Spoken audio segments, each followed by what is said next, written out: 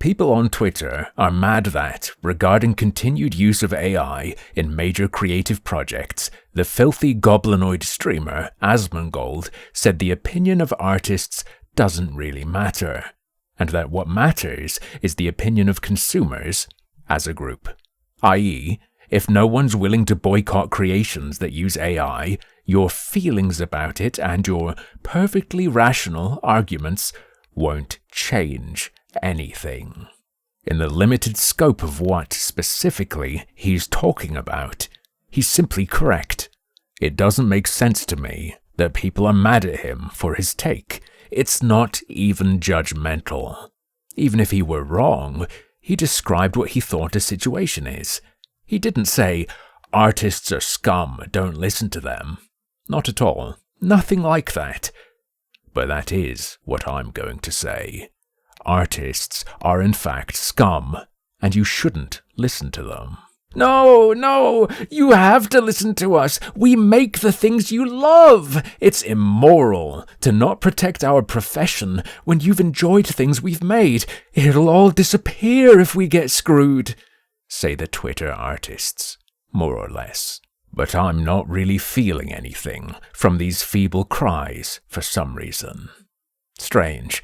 If only artists had some way of striking directly at my hardened heart, some sort of tool set to evoke an emotional response from me and sway me to their side. But they don't. So instead they appeal to morality. They appeal to logic. Because they're not artists at all. They are heartless, soulless, mindless automata going through the motions of artistry and technique, but with nothing behind their brushstrokes and swishes of stylus on tablet. Inferior, meat-based AI image generators. Like so many guitarists who practice finger exercises all day but don't have a single musical thought rattling around in their empty, artless skull. Physically capable of doing anything they want with their instrument of choice, but after disciplined years of perfecting their craft, they still never do anything inspired with it. I bring up mastery of a musical instrument as an example because I've long ago struggled through the process of examining the relationship between art and artistry. I've played guitar since I was 12 or 13. I used to get home from school and practice until bedtime. I'd practice all weekend. I learned how to play a bunch of Cream, Megadeth, Jimi Hendrix, and Manowar. Hey, I'm from Auburn, New York. I had to play stuff from a band from my hometown. When Trivium's second album came out, later in my teens, I learned all their stuff, and then I moved on to bands like Necrophagist, guitar, and later ukulele. Meant a lot to me. Practice time was and still is therapeutic, and I was alright at it. But I found that I never actually had a spark to do anything with those instruments. Very little of what I did with my artistry of choice, my instrumental skill, was art. Instead, what came to me were ideas that were completely guitarless. One example of which you may have heard before: the menu music for the free indie game SCP Containment Breach. How much high-level, hard-trained-for artistry went into making it? 0. I had something in my head and I scrabbled around until I got it out. The windy noises are me breathing into a camcorder's microphone. The lead instrument is a heavily filtered cello VST instrument, reversed.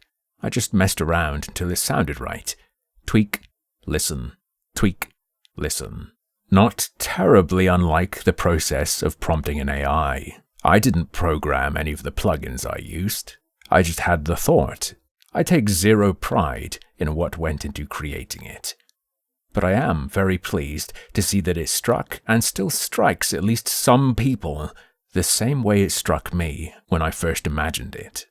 I've also composed, for money, for various small game projects in the past. I've done some session work on guitar. To me, all of that feels the same as when I worked in a warehouse moving crates off of trucks. The skills I used could be called artistry, but I wasn't working as an artist.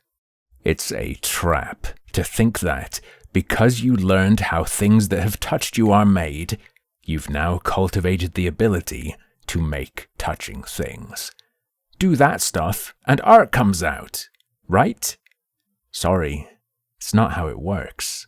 You sweat, you bled, you sacrificed to be good at drawing. And damn, you're good at drawing. Doesn't mean you've leveled up and now can imbue everything you make with the art enchantment. You're not special now. You don't have a magic touch. You just draw good. And everything you can do in that regard, AI can, or will soon be able to do, too. Yeah, most of what it'll pump out is slop, but so is most of what so-called artists make every second of every day. You can't compete against it with your hands, but you can compete with your heart, your mind, and your soul. The hard bottleneck on AI is the people who are using it, knowing what they need it to produce, recognizing when they've made something special. If everyone on Earth could suddenly, perfectly draw anything they imagine, it would be similar. They'd still mostly draw garbage. If AI can replace you, you were never making art. You were using artistry to do something far more mundane, to make decoration, to fit a brief, to fill space. Sucks if you lose a day job because of it, but it's nonsense to say this is a threat to art and artists. Now, if you consider yourself an artist and you're upset with what I said about you at the start, you're mad, I don't know, any kind of response, if it struck any kind of nerve, good. Maybe you felt some of what I've felt about myself in a past life. We've shared something a little beyond flat communication of a concept. Perhaps you should try doing that more instead of convincing yourself how valuable your rote mechanical skills are and how much having those skills entitles you to.